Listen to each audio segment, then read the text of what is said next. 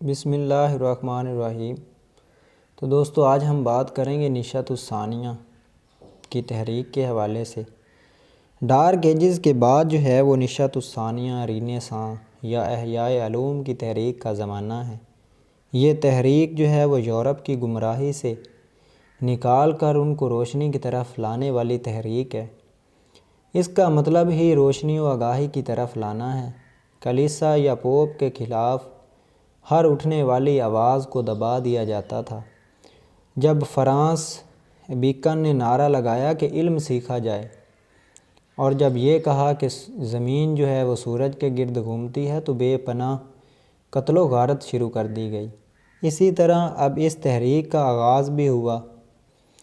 جب طاعون کی وبا سے لوگ مرنے لگے تو انہوں نے کہا کہ بھوک سے لوگ مر رہے ہیں، اور پوپ جو ہیں وہ اپنے خداؤں کو بلائیں، وہ خدا کدھر ہیں۔ تو اب اس دور جہالت میں اسی صورتحال میں مزاحمت پیدا ہوئی، اور اس مزاحمت سے جو روشنی پھوٹی اسے نشأۃ الثانیہ کہا گیا۔ اب انہی پادریوں یا پوپ کے خلاف جو ہیں وہ لوگ اٹھ کھڑے ہوئے۔ ڈارک ایجز کی بنیاد پر نشأۃ الثانیہ میں جو عیسائیت کا فقہ سامنے آتا ہے اسے پروٹیسٹنٹ کہتے ہیں، یعنی انہیں فرقہ احتجاجیہ کہا گیا۔ لوگوں نے کہا کہ یہ عیسائی تو ہیں لیکن یہ ذرا روشن خیال ہیں۔ اسی طرح جب وبا پھیلی تو پھر عثمانیوں نے قسطنطنیہ پر حملہ کیا، جس کی وجہ سے جتنے بھی فلاسفر تھے وہ اپنی کتابیں لے کر اٹلی چلے گئے۔ تو مسلمانوں نے کہا کہ آپ بھی مسلمان ہو جاؤ، مطلب کہ زبردستی جو ہے وہ لوگوں کو مسلمان کیا گیا۔ تو کچھ جو ہیں وہ بھاگ کر اٹلی چلے گئے، تو کچھ مسلمان ہو گئے۔ پھر اٹلی والوں نے انہیں آگاہ کیا کہ بھائی یہ پوپ جو اجارہ داری ہے یہ فضول چیز ہے، آپ علم پڑھیں، علم جو ہے وہ سیکھیں، علم پڑھیں۔ تو پھر اٹلی میں اس طرح سے چیزیں جو ہے وہ پھیلنی شروع ہو گئیں۔ اب اٹلی جو ہے وہ مضبوط تھا، وہاں بندرگاہ بھی تھی، پھر دنیا بھر کے لوگ جو ہیں وہاں جا کر تجارت بھی کیا کرتے تھے۔ اب اسی طرح جو ہے وہ فکری رجحانات بڑھنے لگے اور تحریکیں بھی شروع ہوئیں۔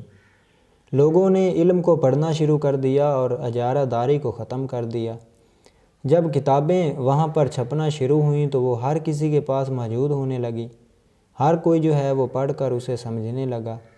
علم کو عام کیا گیا، عقل کو آزاد کیا کہ ہر آدمی سوچ سکتا ہے، ہر آدمی آزاد ہے۔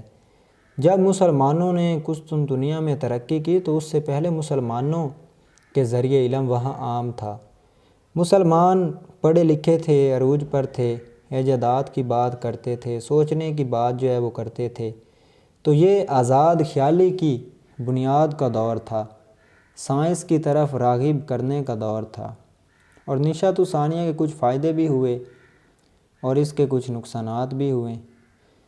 تو فوائد یہ ہیں کہ عقیدے کے دور سے نکل کر جو ہیں وہ لوگوں کو دلیل کے دور میں داخل کیا گیا۔ اسی طرح بڑے بڑے نام پیدا ہوئے، جیسے ڈارون لیونچی تھا۔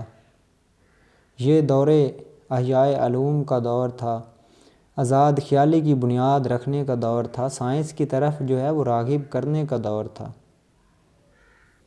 عقیدے کے دور سے نکل کر دلیل کے دور میں جو ہیں لوگ داخل ہوئے۔ نشأۃ الثانیہ اندھے عقیدے کے خلاف احتجاج تھا۔ اخلاقیات، فلسفہ، مذہب، سائنس اور ٹیکنالوجی پر تحقیق کی راہیں ہموار ہوئیں۔ زندگی کے ہر شعبے میں مثبت تبدیلیاں آنے لگیں۔ تخلیقی صلاحیتوں سے مالا مال قد آور لوگ جو ہیں وہ پیدا ہوئے۔ نشأۃ الثانیہ کے اس کاروان نے یورپ کا فکری جغرافیہ جو ہے وہ بدل کر رکھ دیا۔ تو ان میں لیونارڈو ڈیونچی، مائیکل اینجلیو فائل نے آرٹ میں نام پیدا کیا۔ اسی طرح اراسمس نے جو ہے فکری سفر کا آغاز کیا۔ نشأۃ الثانیہ کا بنیادی وصف جو ہے وہ انفرادی اظہار، خود شعوریت اور دنیاوی زندگی کے تجربات کو ادبی تحریروں میں پیش کرنا تھا۔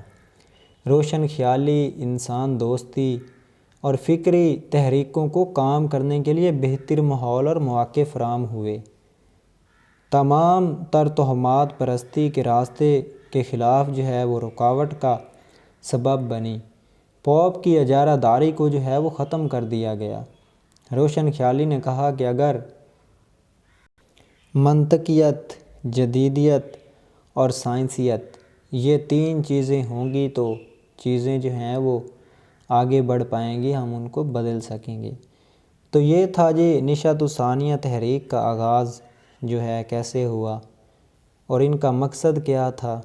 پوپ کی جو اجارہ داری تھی اسی کو خدا مرکز بنایا گیا تو اس کو ختم کیا، لوگوں کو جو ہے وہ علم کی طرف جو ہے لایا گیا، علم کو عام کیا، عقل کو آزاد کیا گیا اس تحریک میں۔ تو یہ تھی آج نشأۃ الثانیہ کی تحریک اور اس کے جو کچھ فوائد ہوئے اس حوالے سے۔